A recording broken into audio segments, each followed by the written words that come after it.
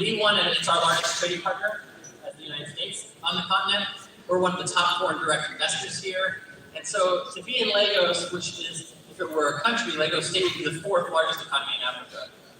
It is at the very heart and center of what we're trying to do on the continent, right? And if we think about how we want to relate with Africa for the 21st century, right? We need to get it right here in Lagos, right here in Nigeria. So happy to be a part of that. And we believe deeply that through increased trade and investment, we'll see the types of growth that we're all wanting to see. And it needs to be inclusive, sustainable, and far-reaching. Through initiatives like the Africa Growth and Opportunities Act, AGOA, the U.S. has played a pivotal role in fostering two-way trade between the United States and the African continent. By providing duty-free access to the U.S. market, AGOA allows African nations, including Nigeria, to export their goods and get increased market access without reciprocal trade requirements. Since its enactment in 2000, AGOA has facilitated a staggering $1 trillion in trade between the continent and the United States of America. $1 trillion. It's a huge amount of money. But it's not just a number, it's small businesses, right? We're talking about people who are, I met people who are making chocolate bars in Ibadan and shipping them to the United States. People who are producing cashews or running cassava and selling gari to the African diaspora in the United States. It's textiles, it's fashion, it's so many broad and wide industries. And I love talking to the young entrepreneurs and the not so young. I consider myself young, so I'm just going to say young.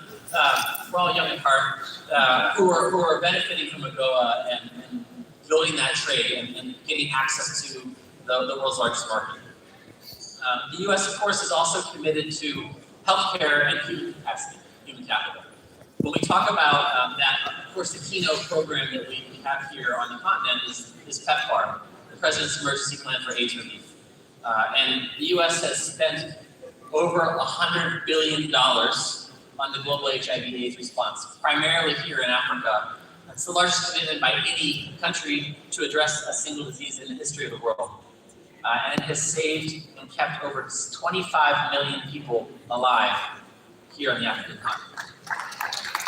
Sometimes we talk about infrastructure projects and some countries build stadiums. We believe that through PEPFAR and our other health initiatives, we're allowing people to fill those stadiums.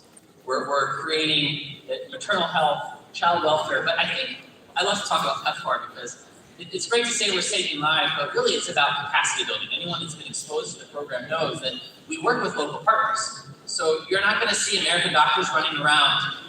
You see Nigerian doctors and nurses working in health clinics throughout the country, providing this testing and treatment. And when COVID hit, it's a miracle story of Nigeria. When COVID hit, the world shut down. But Nigeria actually increased your capacity to respond to the HIV/AIDS crisis. Nigeria, better than any country in the world, got closer and closer to the 95 goals during the COVID crisis because you should applaud yourself. It's amazing. You leverage that infrastructure, that capacity that PEPFAR had built, and turn it into how are we going to respond to this emerging health crisis. And the structure that was built allowed you to quickly mobilize vaccines, community testing, the same testing infrastructure that was built to test people for HIV/AIDS is now being used for COVID and a variety of other diseases. It's just awesome. So that's it to talk about. The third thing to talk about is people-to-people connections. I believe that people-to-people is the foundation, it's the sort of sinew of diplomatic relations. And when you talk about it, it's so easy to do in Nigeria because the Nigerian diaspora in the United States is the single most successful diaspora when you talk about income levels and education levels in the United States of America. If you are seeing a black doctor in the United States, the chances are there's a 1 in 4 chance that they are Nigerian or Nigerian American. It's incredible. But, and I know it's a double-edged story, right, when you talk about it with Nigeria. What we also see is the diaspora is coming back. They're the ones who are leading investment back into Nigeria. When you talk about the tech companies that are here, the 5 of the 9 African unicorns, they're all run by people who've studied in the United States, who studied in Europe, and then they come back. Nigeria is the 10th largest sending country of foreign students to the United States. Those students, when they come back to Nigeria, they bring back with them ties to research institutions. So when they work in your universities, they're directly connected to research institutions in the United States. Ties to capital, because they worked in companies in the US, and now they have that connection in the alumni network, so they're able to interest and attract foreign capital into Nigeria, and ties to business partners, right? They start to get their education in the US and they say, oh, this is a cool product, let me see if I can import it back into Nigeria. So I deeply believe that people-to-people connections are what foster trade, it's what fosters connections, and it fosters respect. You see me always talking about the creative industries. I'm a huge believer in the power of culture to build trade. Nollywood allows you to tell your story to the world. Of course, there's a big export component. American streaming services have invested over $80 million into the creative sector in the last 2 years here in Nigeria. But also, you're building a story and telling that story to the world and attracting interest in this amazing country. Same thing with Afrobeats. People develop an affinity, and as coming from the United States, where we've benefited from the power of Hollywood for over 80 years, I can tell you it is incredibly powerful in building economic growth. Of course, no vision of economic growth would be possible without active participation of women and youth.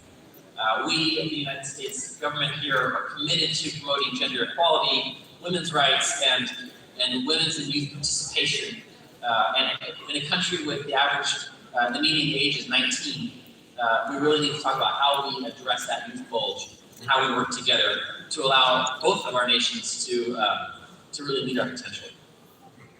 There's a lot of points in this speech, maybe I won't touch them all, but I do want to talk a little bit about stability, because we definitely need to talk about stability as another core element of economic growth. If you don't have security, you can't have economic growth. So the U.S. has worked with our partners, and I'm grateful to see our colleagues from the EU here, to support peacekeeping operations across the continent, and specifically here in Nigeria, counterterrorism operations, as well as maritime security operations. Through our work together with the Nigeria's strong Navy, there have been incredible results. The work that we've done to counter piracy in the Gulf of Guinea, together with our partners in the Nigerian Navy, you should be incredibly proud. Last year, there were 0 incidents of at-sea piracy. Not big into piracy, you probably don't follow the numbers, but 3 years ago, the Gulf of Guinea was the most pirated-infested set of waters in the world. So in just 3 short years, they went from one of the most dangerous places to one of the safest places. It's an incredible achievement. And then, of course, as we talk about what's happening in the world, we have to think about climate change and how we're working together to address that. Just a few months ago, I met with President Tinubu and our top official for the Department of State and top diplomatic official on energy to announce an energy security dialogue between the United States and Nigeria. And this dialogue will bring together the combined resources of the U.S. government to engage with Nigerian counterparts on issues such as energy access, energy security, decarbonization, clean energy supply chains, and methane emissions reduction. And I have to say that, again, Nigeria is a leader on the continent. Nigeria has some of the best laws, has made some of the top commitments on the continent to combating climate change and putting in place things that need to be put in place to make the future secure for our children and our grandchildren. And we're committed to Nigeria's success in this and working together to help Nigeria achieve its energy and climate goals. And we're really looking forward to hosting the first energy security dialogue this fall. But when I talk about all these issues and all the great things that are already happening, I really want to talk about what I believe has been a massive paradigm shift in how we talk about our relationship with the continent. In December, President Biden hosted this big Africa Leaders Summit, with presidents and prime ministers from across the continent coming in. And he laid out a vision of partnership that I try to be pithy, because I think I like to talk in ways that people remember. For so long, we talked about African solutions to African problems. And it's incredibly important, right? We need Africa to lead. We need to follow Africa's lead on the problems that vex you here, and we're willing to follow that lead. But I also think that we have somewhat missed the mark on that, because I believe, and President Biden believes, and that's what the partnership is about, that we need African solutions to global problems. We need to work with you, and I'm certain that there's someone in this room who has a social impact project that's going to help fix things in the United States. I'm certain that you're going to bring those problems and those solutions to the entire world, and the problems that we face are not unique to one country. They're global. Climate change is a global problem. Gender-based violence is a global problem. HIV/AIDS is a global problem. COVID was a global problem. And the innovations that were happening here helped us figure out how we could address COVID in South Africa when I was there, or in other countries around the world. So we are so proud to work with you to help find and bring those African solutions to global problems. And I'm grateful to be here today. Thank you.